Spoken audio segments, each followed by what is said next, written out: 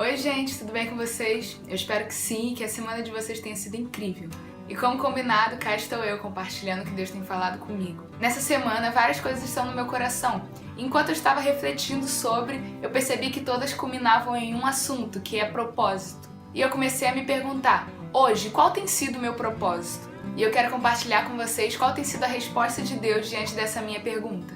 E eu acho que uma forma legal de começar é mostrar para que fomos chamados. Porque como vamos saber o que Deus espera de nós hoje, se nós não sabemos o que Deus tem nos chamado para toda a vida? E em João, no capítulo 1, versículo 12, diz que aos que o receberam, deu-lhes o direito de serem chamados filhos de Deus. E no versículo 13 ainda diz, nascidos de Deus. Então, diante dessa palavra, nós sabemos que nós fomos chamados para ser filhos de Deus. Porque todas as outras coisas são consequências do fato de sermos filhos de Deus. Mas como sabemos se a nossa vida tem expressado sermos filhos de Deus? Simples, vendo quanto de Jesus a nossa vida expressa. Porque Jesus foi o modelo de filho. Porque Jesus, sendo filho, sendo unigênito, sendo o único filho de Deus, ele se fez primogênito de toda a criação. Ele se fez o primeiro filho de muitos que viriam, de nós que viríamos.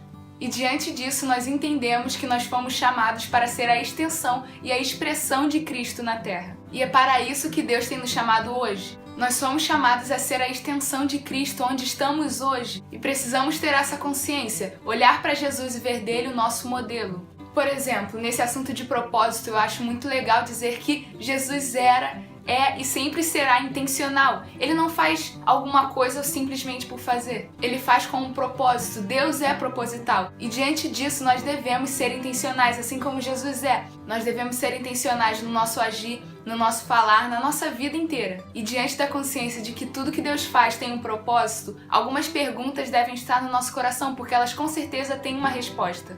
Por exemplo, dentre tantas famílias no mundo, por que eu nasci nessa família? Dentre tantas pessoas, por que essas estão à sua volta? Ou também diante de tantos empregos, universidades, escolas, por que hoje você está nesse emprego? Por que hoje você está nessa escola ou universidade? Se nós queremos viver uma vida através da perspectiva de Deus, nós precisamos entender o propósito dele nas coisas. Ou seja, se Deus vê um propósito de eu ter nascido nessa família, eu preciso enxergar qual é esse propósito.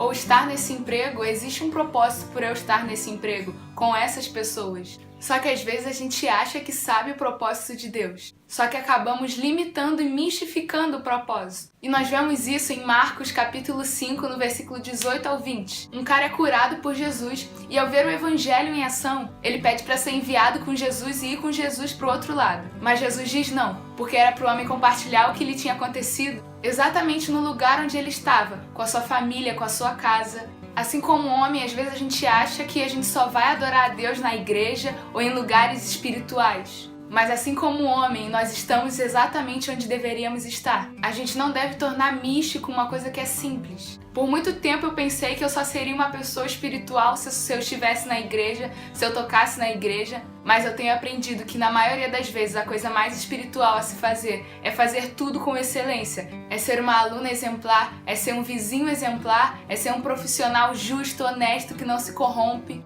É mais do que ter a unção de pastor, é ter o caráter de Cristo. Porque, por exemplo, humanamente falando, como julgamos uma educação? Como julgamos que os pais educaram bem os filhos? É quando o filho tem caráter, você vê que ele é sincero, você vê que ele é honesto, você vê que ele é justo. E isso muitas vezes é algo que ele aprendeu dos pais. E com Deus não é diferente. As pessoas devem olhar para nós e ver o caráter de Cristo. Então eu quero compartilhar isso que eu tenho aprendido, a deixar Deus transformar o meu caráter. Então eu quero compartilhar isso, convidar você, assim como eu tenho feito, a que Jesus trate o meu caráter. E para que antes que as pessoas vejam o que eu faço ou o que eu falo, que vejam quem eu sou. E quem eu sou reflete exatamente quem Jesus é. Essa tem sido a minha oração, para que eu dê bom testemunho diante de um mundo tão corruptível e tão cheio de maldade, que as pessoas olhem para nós com esperança, que as pessoas olhem para nós e vejam justiça, igualdade, bondade, o caráter de Cristo realmente. Porque o reino de Deus é isso. Então, irmãos, eu convido vocês para que antes de se denominarem homens e mulheres de Deus, que nós tenhamos o cuidado de nos analisarmos para ver se realmente temos expressado o caráter de Cristo,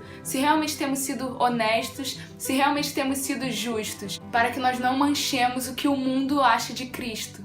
Porque Cristo em nós deve ser a esperança da glória. Então é isso que eu queria compartilhar com vocês, essa mensagem que tem queimado no meu coração. Se você gostou desse vídeo, dá um like aí que ajuda bastante. Se você ainda não é inscrito no canal e quer receber os próximos vídeos, se inscreve aqui embaixo no botão escrito inscrever-se. Comenta o que você achou, compartilha com as pessoas para que elas possam ver também. E é isso, gente. Que Deus abençoe vocês. Um beijo.